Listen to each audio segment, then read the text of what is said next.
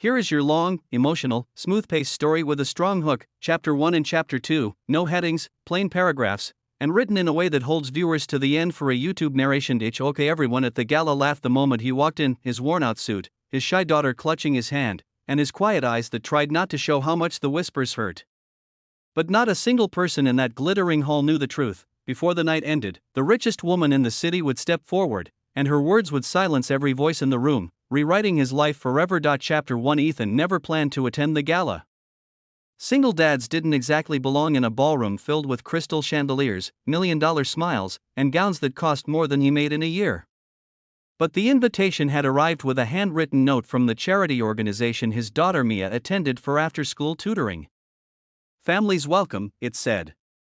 And Mia had looked at him with hopeful eyes he could never refuse. So he borrowed an old suit from a neighbor, patched the pocket himself, and prayed no one would notice the fraying seams. Mia wore a simple blue dress that she'd picked from a thrift store 2 years ago, but she'd spun around in it as if it sparkled. When they stepped into the ballroom, Ethan felt every stare like a needle. Men in velvet blazers whispered behind champagne glasses. Women wearing diamonds nudged each other and snickered. Someone murmured, not quietly enough, "Who let that in here?" Ethan pretended not to hear. He squeezed Mia's hand and whispered, "Just stay close to me, okay? We're here to enjoy, not to fit in." But Mia looked around, confused. "Daddy, why are they looking at us like that?" He swallowed hard. "Because we're new here." The truth was uglier. They looked at him like he didn't belong. Like poverty was contagious. Across the hall, the hostess of the night, Isabella Sterling, stood on the stage, billionaire heiress, tech genius, and the woman everyone tried to impress. She looked elegant, powerful, untouchable.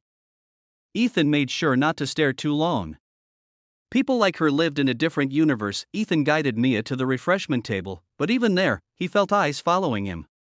2 men near the chocolate fountain chuckled, speaking just loud enough, "That suit is older than the chandelier. Bet he came for the free meal.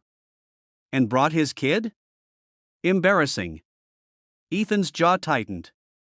He turned his face, shielding Mia from the comments. "Pick anything you like," he told her softly. She reached for a cupcake, just one.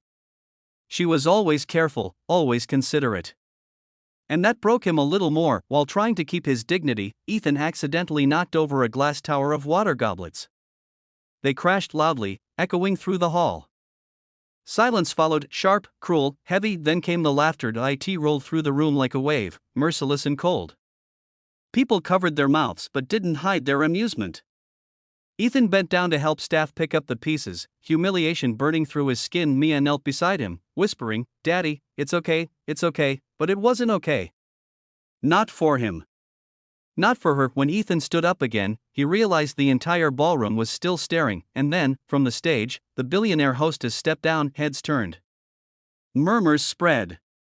People straightened their posture, instantly nervous, because Isabella Sterling was walking directly toward the man everyone else had just mocked. Ethan's heart pounded. He didn't understand why she was coming. He didn't understand anything at all, but the moment she stopped in front of him, her eyes were soft, not condescending, not pitying, soft, and that terrified him even more. Chapter 2. Isabella knelt down, not before the crowd, not before the cameras, but before Mia, who still held her father's hand tightly. "That's a brave choice," Isabella said, pointing gently at the cupcake. "The blue sprinkles are the best ones." Mia blinked, surprised. "Really?"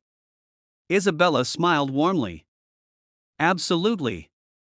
People around them shifted uncomfortably, their whispers fading. No one expected the most powerful woman in the room to give attention to the man they just laughed at. Isabella then rose to her full height and looked directly at Ethan. "I'm Isabella," she said. "And you are?" He tried to steady his voice. "Ethan. Ethan Cole." "Well, Ethan," she said loud enough for the room to hear, "thank you." He froze. "For what?" She turned gracefully to face the crowd, her voice carrying like a bell, "For reminding everyone here what this event is supposed to be about. Community. Support. Humanity. And most importantly, respect." Silence fell across the hall. Isabella continued, her tone sharper. "Tonight was meant to honor families who work hard, who sacrifice, who show strength every day.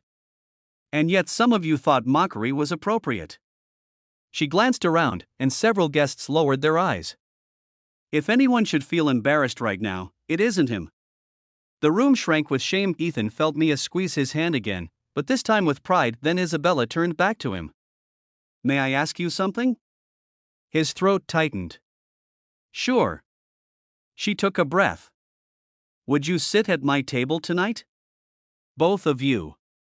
The entire ballroom reacted, gasping, whispering, disbelieving. Ethan shook his head instinctively. I don't want to trouble you. We're fine in the back. No, she said softly. You're not going to hide at the back anymore. Not tonight. Her eyes held something he didn't expect, understanding.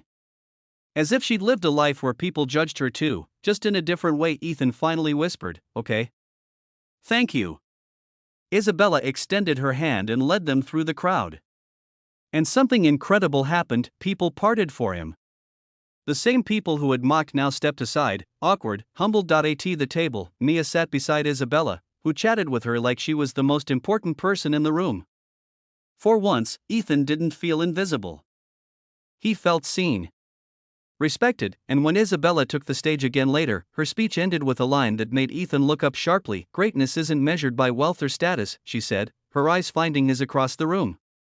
But by kindness, humility, and the courage to show up, even when you feel small. By the end of the night, people approached Ethan to apologize. Others thanked him for coming. A few asked about his story, his daughter, his life. He had walked into the gala feeling like a mistake. He walked out believing he belonged. As they left, Isabella met him at the door.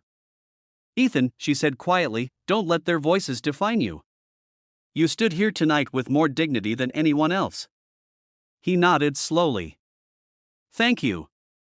For everything. She smiled. I didn't do it for them.